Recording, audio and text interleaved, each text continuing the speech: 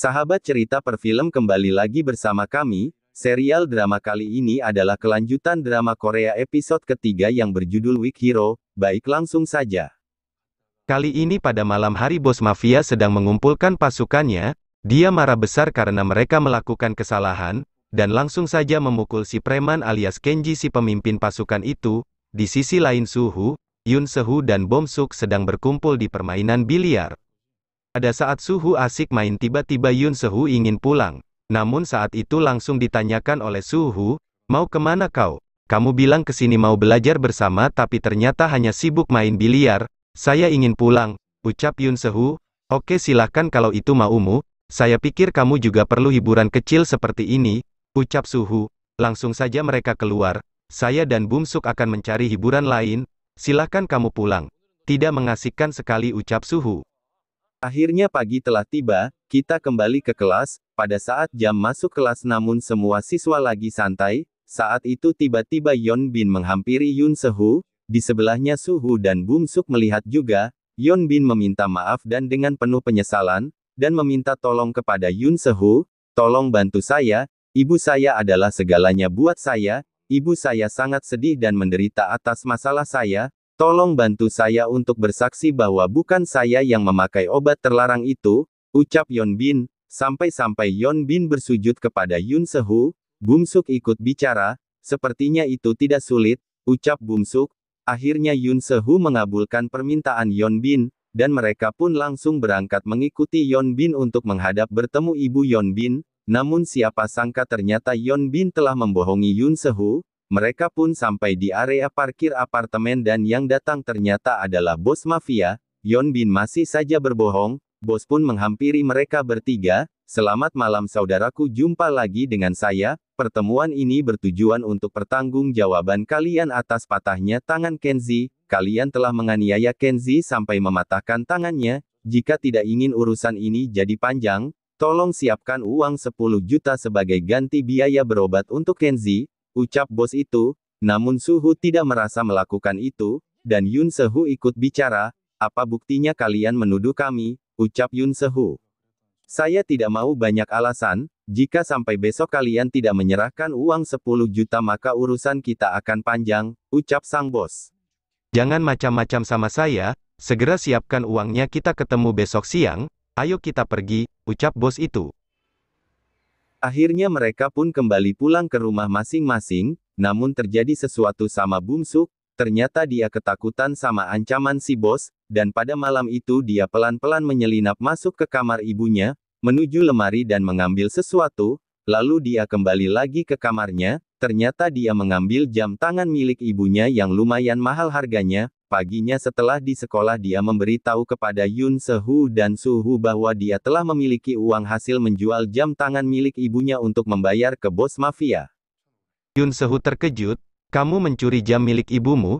Kenapa kamu melakukan ini?" "Saya rasa kita tidak perlu membayar uang kepada dia, bos mafia. Karena kita memang tidak bersalah, kita cukup melaporkan hal ini ke polisi saja," ucap Suhu. "Ya benar," sahut Yoon Se-Hoo. "Saya mempunyai beberapa bukti untuk melaporkannya kepada polisi. Kemarin saya bertemu Yumi, satu-satunya anak buah perempuan bos itu. Dia memberikan pengakuan kepada saya, bahwa dia bosan dengan kehidupannya sekarang. Tapi kita harus tetap melindunginya, agar kita bisa mengawasi semua rencana bos mafia itu." "Oke, saya setuju dan kita bisa mengatur rencana besok," ucapnya Suhu.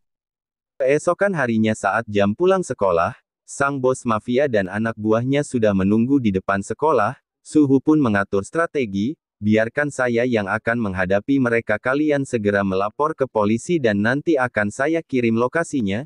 Jangan khawatir, kalian tenang saja, saya sudah mempunyai rencana bagus untuk mengalihkan mereka," ucap Suhu. Suhu pun berangkat menemui mereka. "Senang sekali bisa berjumpa lagi dengan kamu hari ini. Kenapa kamu sendirian? Apakah kalian bertengkar?" ucap bos mafia. Dan Suhu menjawab, "Kami baik-baik saja." "Bagus sekali kalau begitu. Terus bagaimana dengan uang pertanggungjawaban kalian, bisakah saya terima sekarang?" ucap bos. "Seperti ini saja bos, di sekolah ini rata-rata saya menguasai. Bagaimana kalau kita kerjasama? Saya akan menghasut mereka untuk membeli produk kamu, dan bermain di situs judi online channel kamu. setelah mereka ketagihan selanjutnya untuk aturan mainnya terserah kamu, tapi saya rasa mari kita musyawarahkan rencana ini secara matang sambil minum kopi, ucap Suhu. Oke bisa diatur, ucap bos, mari kita duduk santai di rumah saya. Mereka pun langsung berangkat. Di sisi lain Ken Jie bertanya kepada Yumi, apa yang terjadi? Ini adalah rencana saya, ucap Yunmi sambil menghampiri Bumsuk dan Yun Sehu. Kenapa kalian membiarkan Suhu sendirian, itu sangat bahaya? Langsung saja tiba-tiba Bumsuk berlari hendak menaiki taksi namun dicegat oleh Yun Sehu. Mau kemana kamu? Saya akan menyusul Suhu. Saya akan menebusnya, kata Bumsuk. Akhirnya Bumsuk berangkat dan Yun Sehu segera berlari menuju kantor polisi. Setelah itu Yumi membuat pengakuan kepada Kenji bahwa dia jenuh hidup seperti ini terus. Saya ingin berubah menjadi normal. Apakah kamu tidak terpikirkan itu, ucap Yunmi. Kenji hanya terdiam.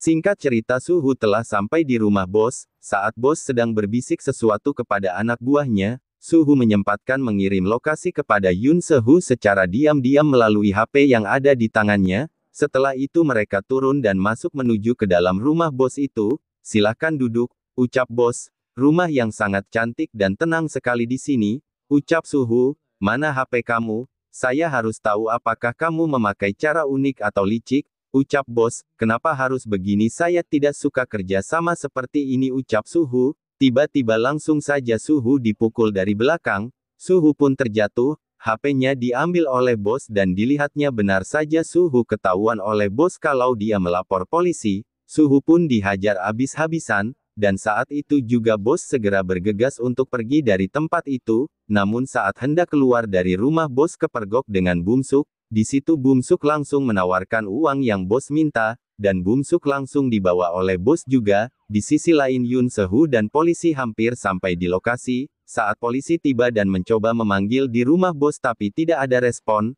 namun Yun Sehu tetap meyakinkan polisi itu kalau lokasi yang dikirim Suhu adalah rumah ini. Namun sampai beberapa saat kemudian masih saja tidak ada respon sehingga akhirnya polisi pergi dan meninggalkan Yun Sehu.